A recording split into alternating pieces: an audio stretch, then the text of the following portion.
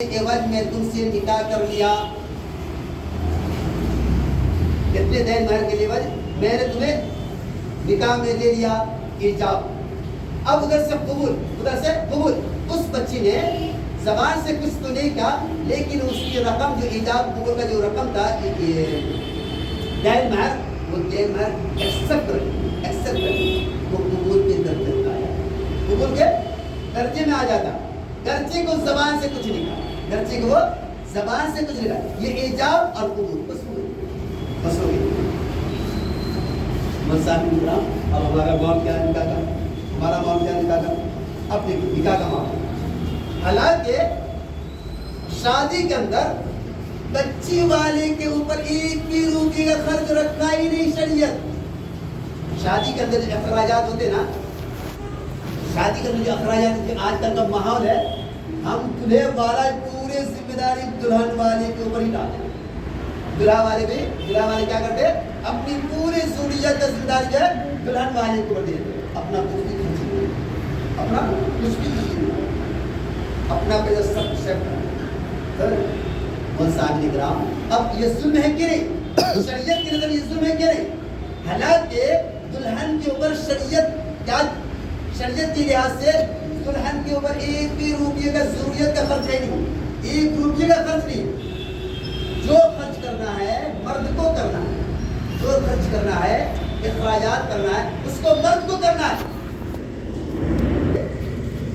और देन महर देना, महर देन महर जो देते हैं, क्या दुल्हन वाले देते, क्या दुल्हन देते, क्या मर्द को महर कौन देते? जिम्मेदारी किस पर? मर्द को जिम्मेदारी ना, मर्द को देना है औरत को। मर्द के ऊपर जिम्मेदारी है कि मर्द महर देन जो है अपनी बीवी को अदा करे, बीवी को अदा करे। लेकिन ये सब अब ज्यादा नहीं है। अगर कोई शख्स, जितने भी शादीशुदा शख्स हैं, अगर उसकी महर देन उसको देने की नियत ना हो, महर देन देने की नियत ना, तो गोया कि वो हराम कारी हराम कर रहा है, अपनी बीवी के साथ हराम कर रहा है, गलत काम कर रहा है। अगर उसको देने की नियत हो, आज लेकर लेकिन आप देखिए, जो चीज की अहमियत नहीं उस चीज को अहमियत दे दी गई, लेकिन जो चीज की अहमियत है उसको अहमियत नहीं दिया जा रहा। शादी वगैरह में देखिए कितने रसूमात है। अरे ये निकल वो नाखुश हो जाते, ये निकल वो नाखुश होते, ये निकल वो नाखुश होता है। तुमको अल्लाह और रसूल की नाखुश होने की तुमको फिक्र नहीं है। तुम्हारे ध्यान में बात ये होना चाहिए, तुम्हारे ख्याल में ये बात आना चाहिए, मैं जो काम कर रहा हूँ उस बात से, उस काम से मेरा रब राजी है या नहीं, मेरा रसूल राजी है या नहीं, शरीयत हमको इजाज़त दे रहा है या नहीं। अगर जो चीज़ को शरीयत इजाज़त दे रहा है वो काम तो कर गुजरिए, और जो चीज़ से शरीयत मना कर दे उस बात से अपनी अकल को मत दोहराइए।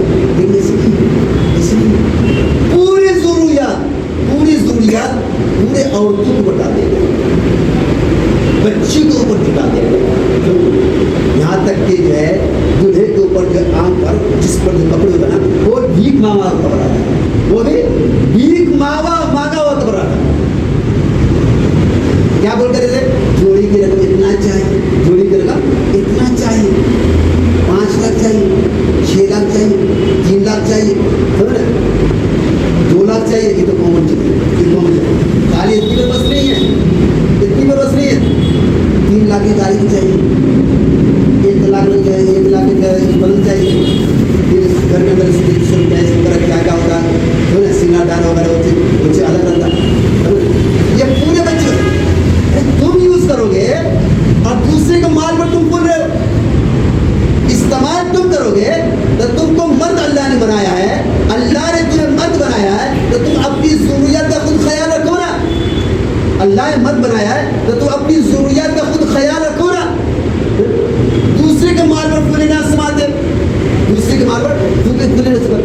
वो सामने कराम, अगर यकीन जानिए, कॉमन सी बात कर रहा हूँ, अगर किसी शख्स के घर में खाने का औकात नहीं, खाने की हैसियत नहीं, क्या वो 10 मेहमान को बुला लेता? क्या اپنے خود جو ہے گھر میں لالے پڑے ہوئے، اپنے گھر میں خود لالے پڑے ہوئے، کیا وہ 10 مہمان کو بلا لیتا ہے کیا؟ اگر وہ شخص اپنے گھر میں چولہا نہیں چکی ڈالا، ایک پلیٹ لے کر کے بازو والے سے مانگ جائے، اس کا ضمیر کیا گوارا کرے گا؟ اس کا ضمیر کیا گوارا کرے گا؟ اچھا دیکھو، خیال دیکھو، تو تم اتنا سمجھ نہیں آتی کہ ایک پلیٹ ایک جگہ کھانا مانگنے کی اتنا شرمندگی ہو رہی ہے، تم کو ضلالت سی ہو رہی ہے، احساس ہو رہا ہے، احساس سے کمتری ہو رہی ہے، لیکن تم کیسی تمہاری عقل پر پردے پڑ گئے. ختم اللہ علی قلوبہم وعلی سمعہم، اللہ تبارک تعالیٰ تمہارے قلوب پر مہر لگا دیا ہے. اس سے تمہیں اصلی بات تم سمجھداری نہیں آتی. اس سے یہاں ایک پلیٹ کھانا مانگنے میں تم کو جو ہے اپنی احساس ہو جاتا، کم تری کا شکار ہو جاتے ہو. ہمارا لا تو میرے 500 مہمان آئیں گے، وی آئی پی ٹائپ کے مہمان آئیں گے، میرے 500 وی آئی پی ٹائپ کے مہمان ہوں گے. گرچہ اس کے گھر میں کھانے کا اوقات نہ ہو، گرچہ اس کے گھر میں کھانے کا اوقات نہ ہو، کھانے کی حیثیت نہ ہو، لیکن جب دعوت کی بات ہو، شادی کی بات آئیں گے، میرے 500 مہمان بھی وی آئی پی ٹائپ آئیں گے. کھانا بھیک مانگتے، کھانا بھی لڑکی والے سے بھیک مانگتے، شرم نہیں آتی، احساس نہیں ہے. کس دن کے لیے؟ کیا ایسی زندگی گزارو گے، ایسی شادی کرو گے تو کیا تمہاری شادی میں برکت ہوگی؟ کیسی برکت ہوگی؟ اس لیے آج کل کا ماحول دیکھیے، شادی کے زیادہ پورے شریعت کے خلاف، شادی کے زیادہ پورے شریعت کے خلاف. ایک دم حور پری کو شادی کر کے لائے گا، حور پری چاہیے، حور پری چاہیے.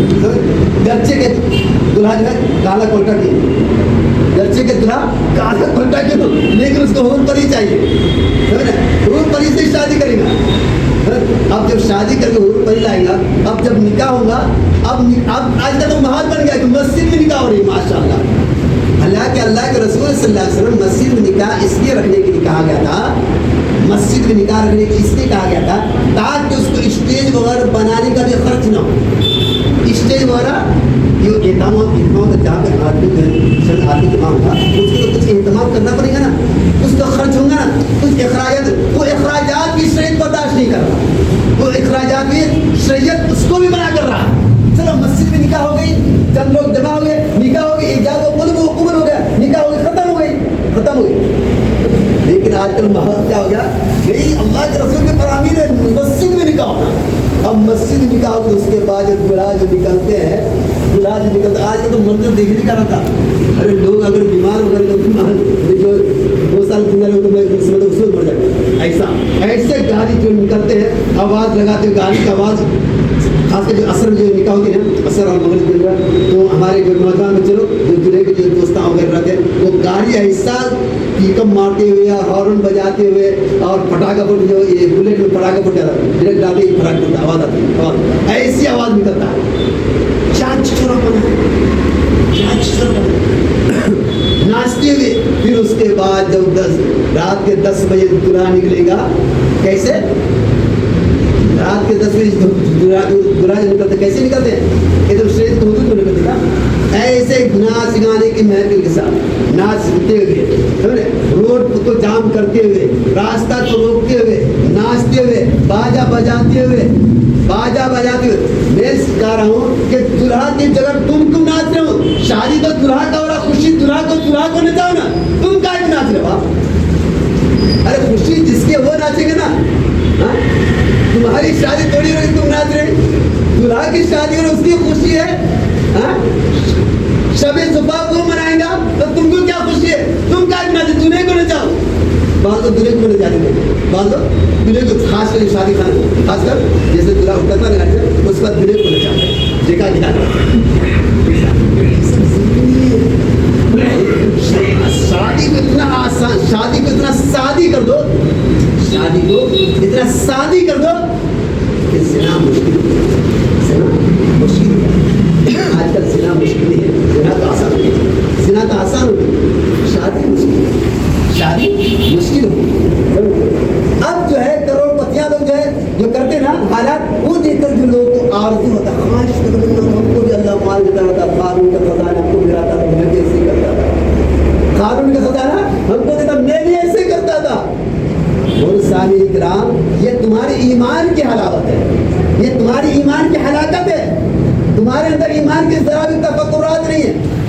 قارون کون ہے؟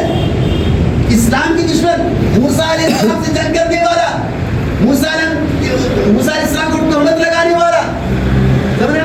قارون جو خزانے کے ساتھ اللہ تعالیٰ اس کو دھسا دیا گیا، تم اس کی آرزو کرتے کہ ہم کو بھی سنا دعوت دیتا، نبی ایسے کرتا تھا. کوئی اچھی چیز کا تمنا کرے تو اللہ تمہاری نیکی جو ہے نامہ اعمال جب سے نیکیاں لکھنا شروع ہو جائیں گے، جب سے نیکیاں لکھنا شروع ہو جائیں گے تو اللہ کی کرم ہے، اللہ کی رحمت ہے کہ ہم جو ہے گناہ کی نیت کرتے ہیں، گناہ کا خیال کرتے ہیں، لیکن ہمارے نامہ اعمال گناہ نہیں لکھتے. اللہ کیا کہتے ہیں فرشتے کو، یہ تمہارا بندہ نیت کرنے دو، کرے گا تب نا وسطر ہو جاتے. تو اللہ کی رحمت ہے کہ ہم کو بچائے ہوئے. اور جب نیکیاں بندہ کر لیتا ہے، اللہ کے محبوب ترین بندے جب نیکیاں اچھے کام کی جو نیت کر لیتا ہے، اس وقت سے اس کی نیکیاں شروع ہو جاتی ہیں، دیکھنا شروع ہو جاتا ہے. اچھی سوچ رکھیے، اچھا فکر رکھیے، دوسرے کے مال پر فکر مت کیجیے، دوسرے کے مال سے